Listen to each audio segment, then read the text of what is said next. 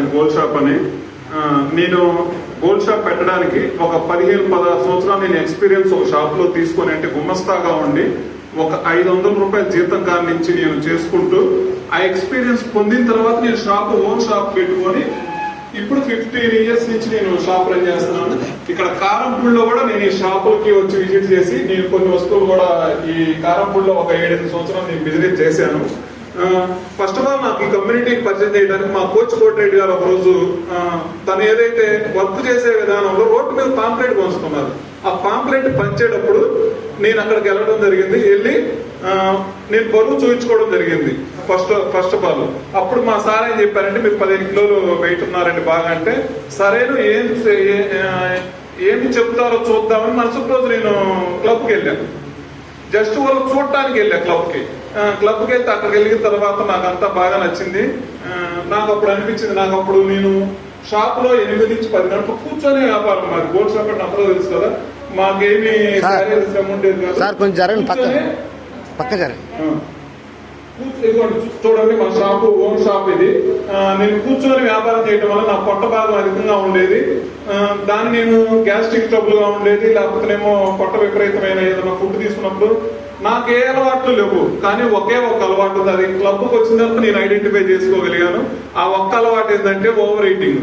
అంటే మీరందరూ ఉదయాన్నే టిఫిన్ చేస్తారు కదా, నేను ఉదయం టిఫిన్ చేస్తాను, 11ంటికి టిఫిన్ చేస్తాను, 1 గంటకు భోజనం చేస్తాను, మళ్ళీ 5ంటికి టిఫిన్ చేస్తాను, 8ంటికి 9ంటికి 10ంటికి ఎప్పుడైనా మళ్ళీ చేసేస్తాను. అది నా ఓవర్ ఈటింగ్, అది నా బ్యాడ్ హ్యాబిట్ అని క్లబ్కి వెళ్ళిన తర్వాత తెలిసింది. ఆ వెళ్ళిన క్రమంలో నేను ఏదైతే మా సార్ చెప్పినట్టు 60 డేస్ నేను ఈ ప్రోగ్రామ్ లో పాల్గొన్నాను. 60 డేస్ లో నేను 10 కిలోలు వెయిట్ లాస్ కలిగాను. ఆ వెయిట్ లాస్ అయ్యే క్రమంలోనే మా మేడం గారు కూడా తను కూడా జాబ్ చేస్తారు, గవర్నమెంట్ లైబ్రేరియన్.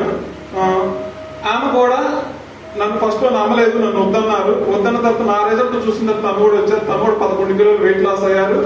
వెయిట్ లాస్ అయ్యే క్రమంలో తను ఫస్ట్ ఫ్లోర్ లో ఉండేది ఆఫీస్ అనేది. రోజు మెట్లు ఎక్కడానికి మోకాళ్ళు ఎప్పుడు ఉండేవి, అవి క్లియర్ అయినాయి. ఎందుకంటే 11 కిలోలు వెయిట్ లాస్ అయ్యారు కాబట్టి అది క్లియర్ అయినాయి.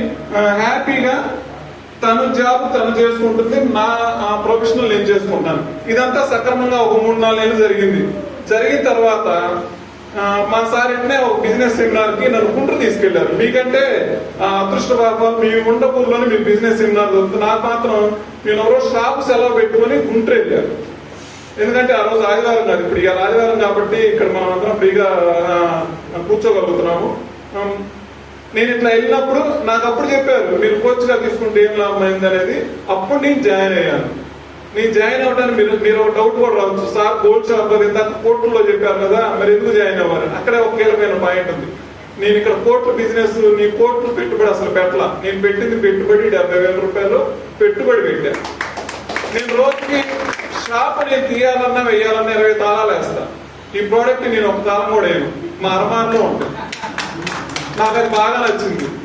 అదొకటి, నేను ఎవరికి జీతం ఇవ్వాల్సిన పని లేదు, లేకపోతే నేనేమి చేయాల్సిన పని లేదు.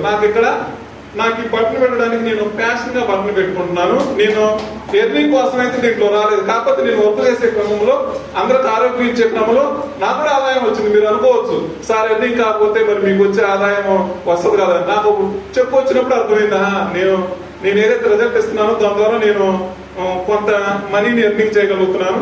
ఆ ఎర్నింగ్ చేసే క్రమంలో చూడండి నాకు రికగ్నేషన్ ఇది, దీనికి నచ్చి నేను వచ్చాను. నా 28 సంవత్సరాల ఫీల్డ్ లో ఎక్కడా నేను రికగ్నేషన్ తీసుకోలేదు, నన్ను ఎవరు కూడా మెచ్చుకోలేదు. ఎందుకంటే డబ్బులు వస్తే కానీ ఎవరు మెచ్చుకుంటారు? కస్టమర్ వచ్చి కోడ్ కొనుక్కొని వెళ్తారు కానీ మళ్ళీ మనకు వచ్చి సార్ మీరు బాగా అని చెప్తారా? కాకపోతే నమ్మకం బట్టి వస్తారు, అంతేగాని రికగ్నేషన్ ఎక్కడ దొరకలేదు. ఇక్కడ రికగ్నేషన్ దొరికింది. రికగ్నేషన్ తో పాటు నాకు ఆదాయం కూడా వచ్చింది.